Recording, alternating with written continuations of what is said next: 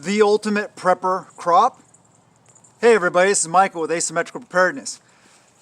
Today we're going to talk about what may be one of the ultimate prepper crops to grow yourself.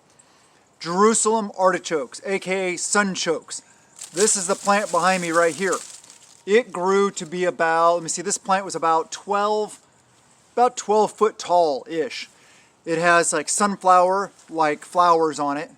And the good thing about Jerusalem artichoke, it's a tuber, so it's more like a potato. It's actually, and I don't know where Jerusalem came from because it's native to North America, and it's not an artichoke. It is a tuber, like a potato. You can cook them just like potatoes. You can, home-style potatoes, mashed potatoes. You can fry them, bake them, whatever you want to do. However you cook potatoes, you can cook Jerusalem artichokes, aka sunchokes. They're very high in protein. I believe it was 28% protein. They're also low on the glycemic index. But due to the inulin, making them lower in the glycemic index, which is good for diabetics, it does give you some gas. So if you're going to grow this crop, if you're going to eat this crop, make sure that you start in small amounts and see how it affects you.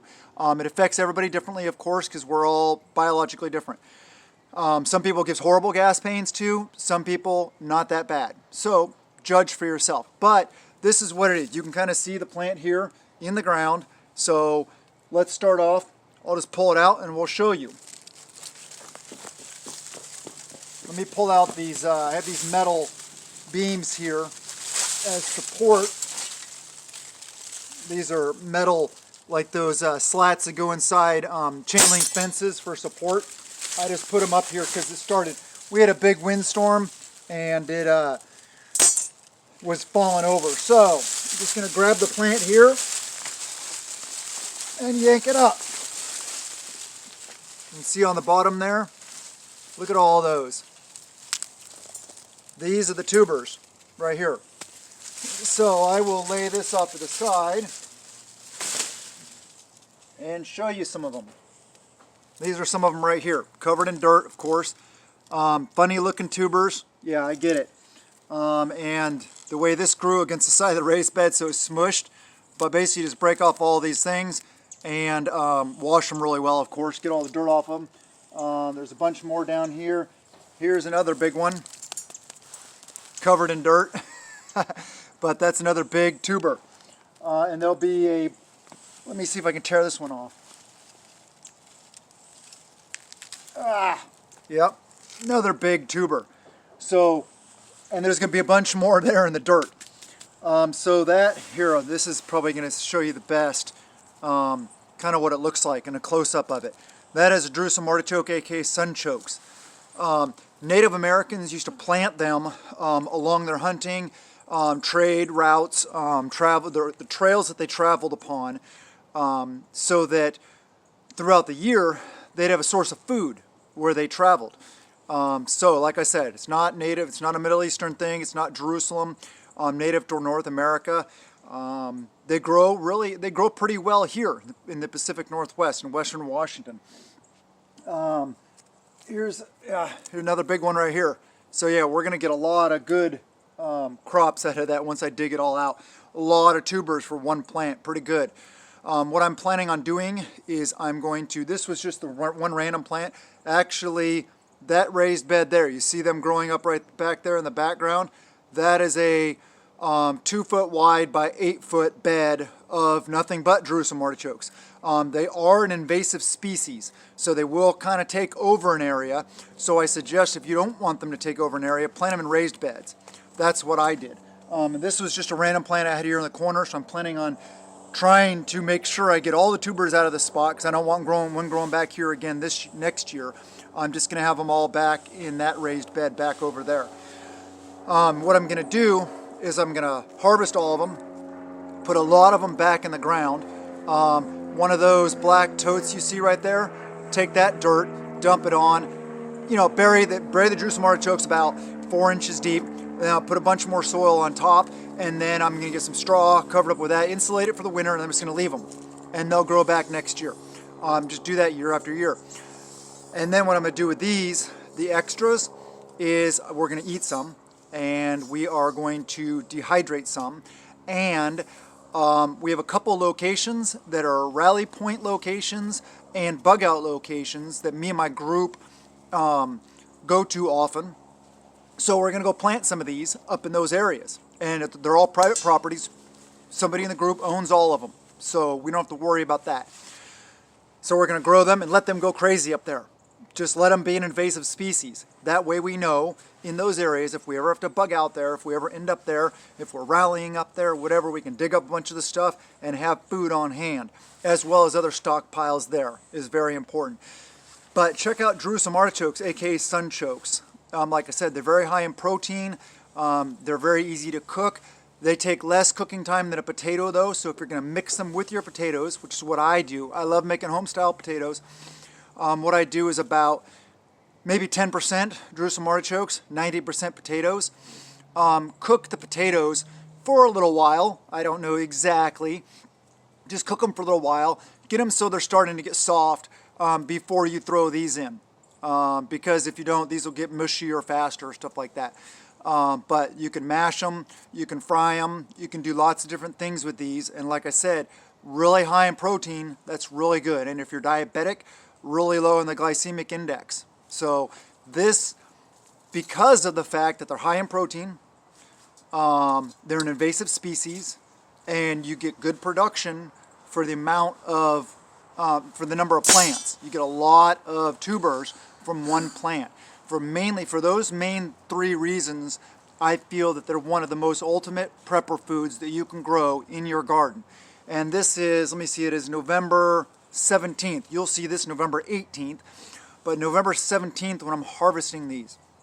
So you can harvest them later in the season, depending on when your ground freezes, stuff like that, what you need to do to make sure that they come back year after year. You may have to insulate them more, you may have to bury them deeper, and then uncover them so they can grow next season. It all depends on where you are. I've also heard, let me see, these do really well in sandy soils. They also weather drought really well. Another thing's really nice. We don't really have to worry about drought here in Western Washington where it rains all the time. No, I'm kidding, not all the time.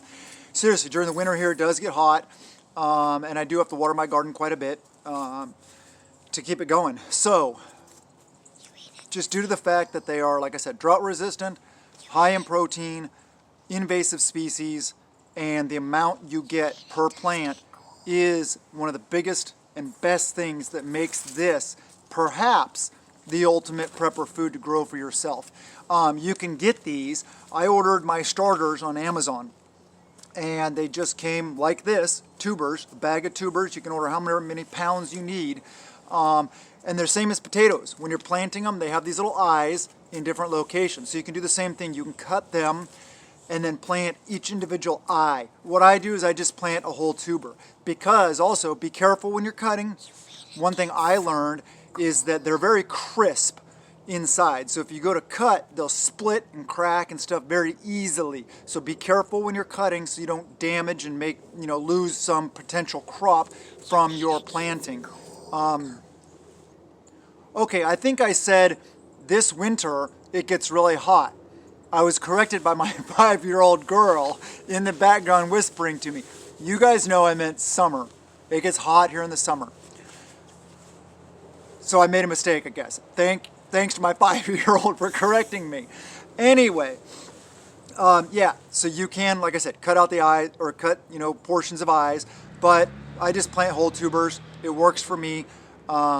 I have cut them like maybe in half or something like that, but then make sure you, just like potatoes, that you lay them out and you let that raw side that you cut, make sure it heals, that it skins over and it gets darker in appearance, so that when you bury it, it doesn't get moisture in there and just rot. So make sure you heal it or just plant it whole. Very easy to plant. You plant it just like a potato, grows into this big huge plant, and then basically when you see it like this, you see the plant like this, all the leaves are dead, falling off. That's when I harvest. A bunch, check this out. So another big tuber.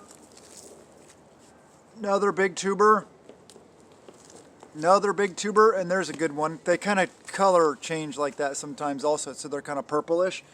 And another tuber. A lot of them are like this also. Some of them you get those big, huge tubers. A lot of them you get just little things like this. And this, and this. But anyway, yeah, you can end up with these big, huge, massive things also. Anyway, I recommend, encourage, I guess, you guys to plant these as part of your garden. I get it, it's not planting season right now. But because they're a tuber, you can, depending on your environment, your weather conditions, you could, if you have like a raised bed ready, you could put them in, just put them in a little bit deep, maybe put some stuff over to insulate, maybe put some straw down, maybe put some kind of tarp system, whatever it is. However you put your garden to rest for the winter, you could do that and then just uncover it all up and let them grow next season. Hope this encourages you guys to do things like this. Being self-sufficient, being able to grow your own calories, raise your own calories is very important. I hope you guys take it seriously. And yeah, check into it. You can get them probably a lot of different places. I just happen to order mine on Amazon because, you know, I love Amazon. Not. I don't like Amazon. I think that's probably just the first place I found them, and I happened to order them there. So anyway, plans in place to add sunchoke, aka Jerusalem artichoke, crops in a bunch of different locations around this area so that me and my group will have food when we need it. Prepare out of peace of mind, not out of fear. Have a wonderful day, and I love you guys. Blessings to you and yours. But wait, the video is not over. I really had to show you, because when I was doing that, we brought the flat fork out here and dug up the rest of the tubers. So after I did that, I was blown away at how much I got out of it. I had to show you. So the video is actually not over. Oops. I gotta show you. I rinsed them off outside, and then I took them inside, rinsed them off pretty well. A lot of these I'm going to replant, so I'm not concerned about them being perfectly clean. But check this out. All those. That is an insane amount. It feels like it's about 10 pounds at least. Check these suckers out. It's crazy. That's a crazy amount. I mean, and some of them, like look at this bad boy. This one I'm going to replant. This is why they're an invasive species. Look at that. This weighs about a pound or more just by itself. Crazy. I mean, some of the, yeah. And it's funny too, I noticed, is you can see where this one grew in the corner of the raised bed because see, there were the two corners of the raised bed. It grew right here in the corner. Yeah, some other examples. Check these bad boys out. This is crazy. I'm so happy with the harvest. This is just a crazy amount of tubers for one plant. Look at this. Especially these ones with all these tendrils coming off of them, the roots. I'm definitely going to replant those. So those are going to be some of my replanters. But yeah, I mean, craziness. I couldn't believe it. So I had to show you guys. I know you guys thought the video was over, but for those of you that stuck around and got to see this, bad boy, oh yes, grow Jerusalem artichokes. That was one plant. One plant grew all that. So do the things. I love you guys. It's a wonderful day. And this is actually the end. Blessings to you and yours.